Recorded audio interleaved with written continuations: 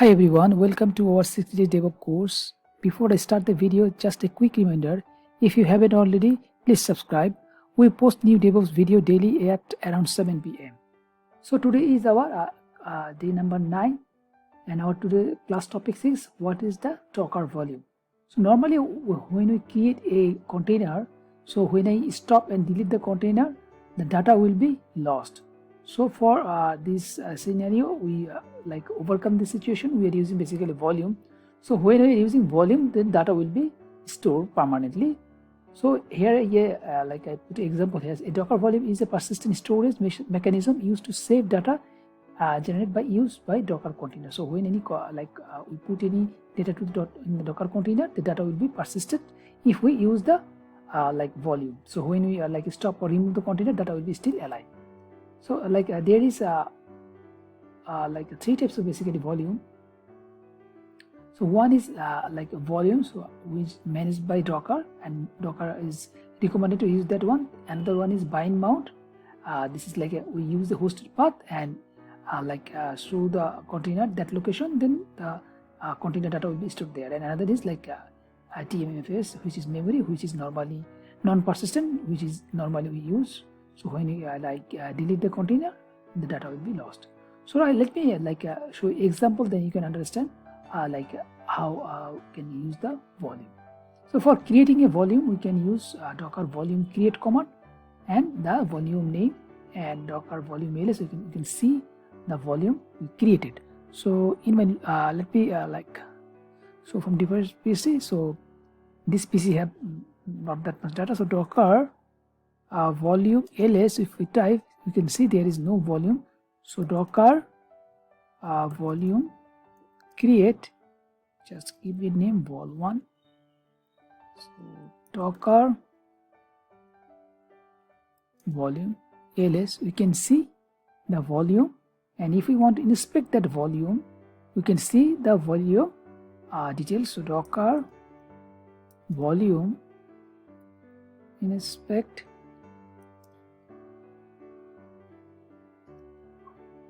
vol1. So here the details of the volume. So driver is local, and the main thing is this volume is located in this location. So if you want to see this location, we can go there and we can see the file. So let me create a file. Just before creating a file, let me create a container. You can understand. So here I put an example like Docker run.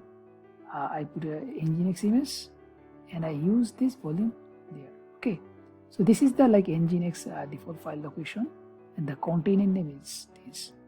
Okay, so if I run the command, so let me copy this one, stop typing, then it will make less time. So Docker run, then -d is the details mode, and the name we put nginx demo.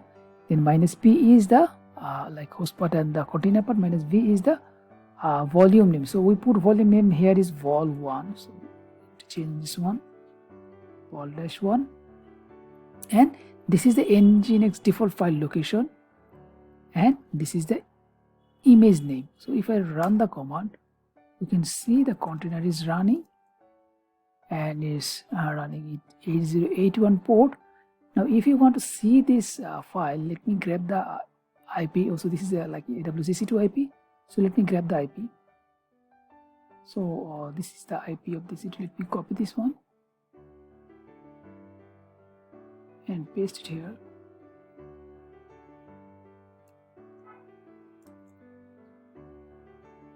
So we are running it 8081 port. So if we type this one, we can see the basically nginx default website. Okay, so this is the location where the file is coming. User nginx index is table, then an index. So let me inside the Docker container, Docker exec -it. One thing if there is less container, you can just put the C8 or anything which is identical. So if you type C8, it's also working. Then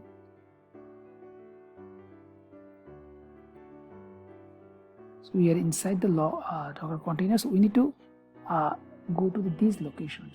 This is the Nginx default file location. So cd user share Nginx then HTML. So here is the basically this index file is coming. So the ls is not working here. So ls this index file is coming. If you want to see this file cat index, you can see this is the index default page. So let me edit this file text.html and welcome DevOps, Control C, cat index. So now if we browse this page, we can see the message. So refresh the page, so we can see the message is there showing properly. Okay, now let me exit from this container. So docker ps. So if we want to stop and delete the container, the data should be lost, but here we use volume, so our data will be persistent, so our data will be still alive. So for removing the docker container, we can also use docker rm. If I stop and remove, I can use -f, then it will forcefully stop and remove. So docker ps -a, you can see no container is running. So before I was telling like where the data is basically stored. So let me open the volume docker volume ls. So our volume name is vol-1. So docker volume inspect vol1. So our data is basically located here, but for going this location, you need to request root permission. So sudo su. You can inside the file var lib docker volume. So let me enter now. So we can see there is vol1. So cd vol. So if we have multiple volume, all volume will be there. So now here is an underscore data is a folder. So under this folder all data is be stored. So if I cd underscore data, we can see the file. Okay, yes. So now if I get index file, you can see that file.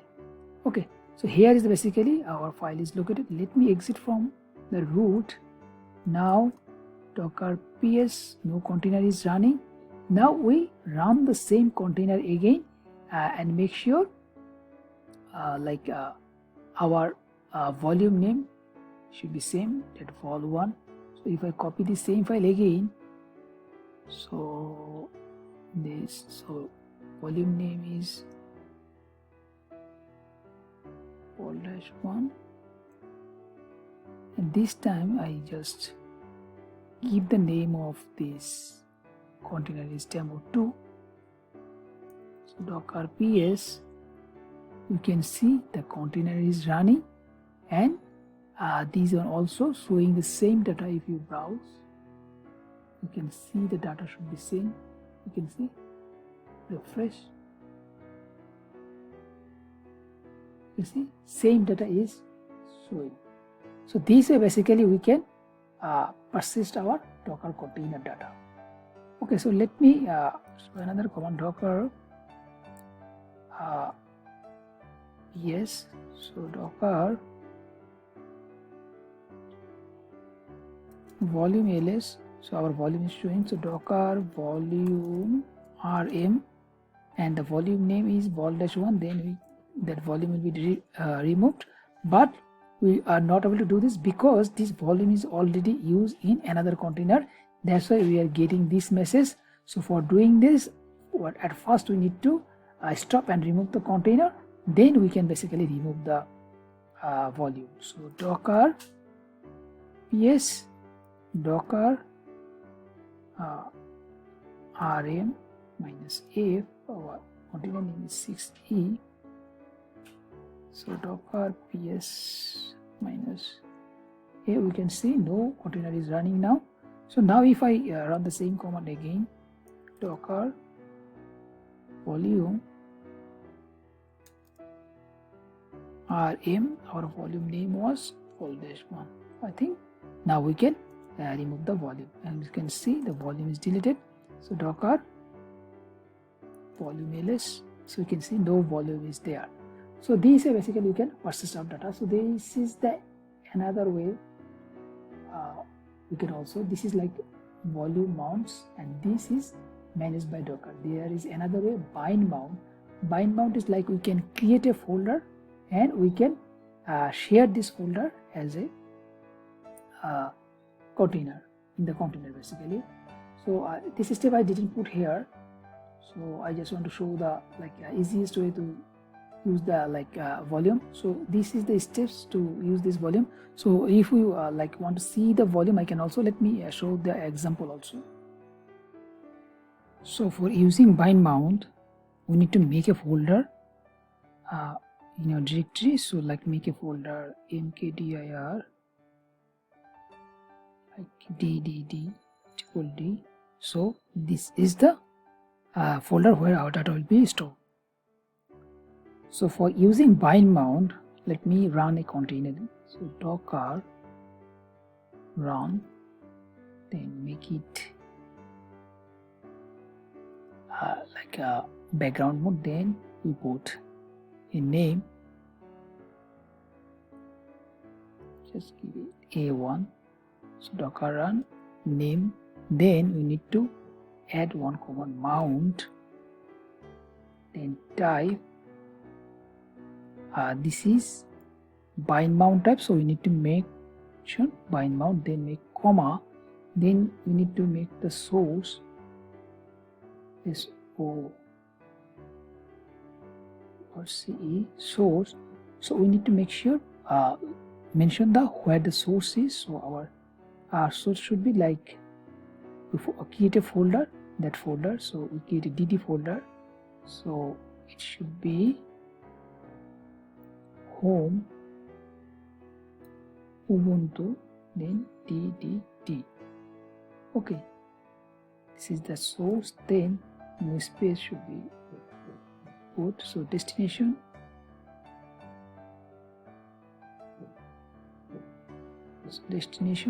where the data should be mounted, the name. So if I put here data or anything, I can put it here. So when you create the container, there will be folder that is mounted, the name, data. Okay, now we are using the image, so use CentOS 7 version. So CentOS is not there, that's why it will downloading the image. So after downloading the image, is create the container. So docker ps, you can see the container. So docker c -it. Then when you're using this number, if this number is identical, then you can use anything. Like in this container nothing is running, so if I put 3, it is also working. If I put 3b, then it's also working. But if there is any other container who's starting with 3b9, then it will not working. So something need to be identical. So here is only one container running, so if I put 3, it's also working. So I want to show this thing. So if I put docker exe, then the container name or container id, then what happened? Maybe some networking issue.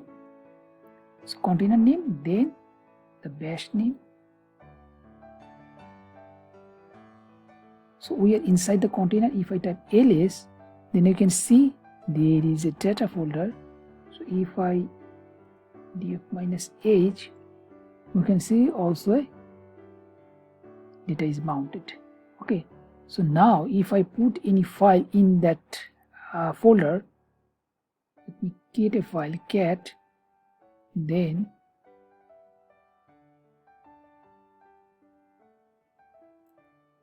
data, then a.txt, like DevOps, Control C, cat data, and A. You can see the file. Okay, now let me exit from this container and delete the container. So docker ps. So we already know when we stop and delete any container, then the container will be deleted. So for stopping and deleting, we can use together. It is a command -4f, then this container will be deleted. So docker rm is the command for remove the container. So if I use -f, then the container name or container ID, then it will forcefully delete it. So it will stop first forcefully, then it will be deleted. The docker ps. So no container is running. If I want to see also -a, you can see the like no running or stopping container is there. So let me open that file. So there is a folder is ddd. So cat, let me ls first, ls dd. You can see the a file is there. So if we want to show this file cat in a.txt, so we can see the file is there, so which is stored in a folder. So if I create another file, so this is the advantage, for we can share our local PC with the container. So like if I create another file like echo welcome, then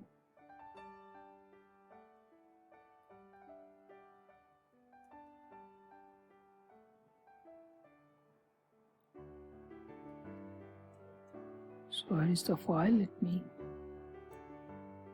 we are still there. So go,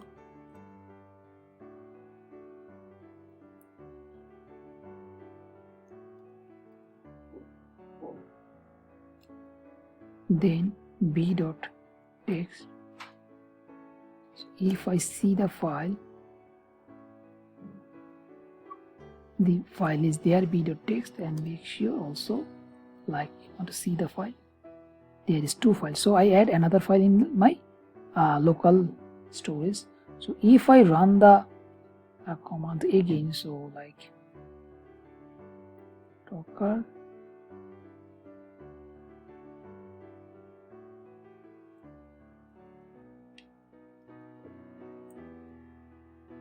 this command is there, so we just put the name is different.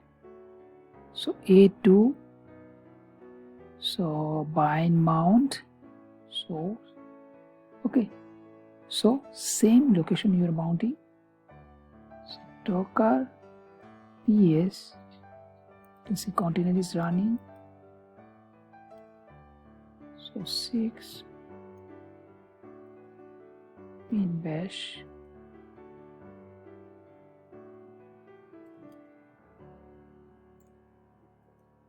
So you can see A and B, both file is there. So if we want to see the file,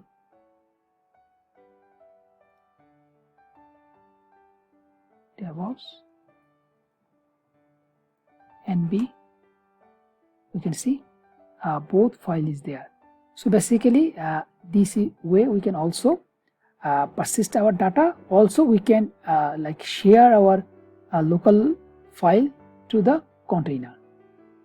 So this is the volume section for the Docker.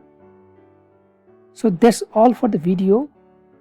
So I think this video will helpful for you. So if you found this video is helpful, then please subscribe and like the video. So next video I will discuss Docker networking. So up to that time, best of luck.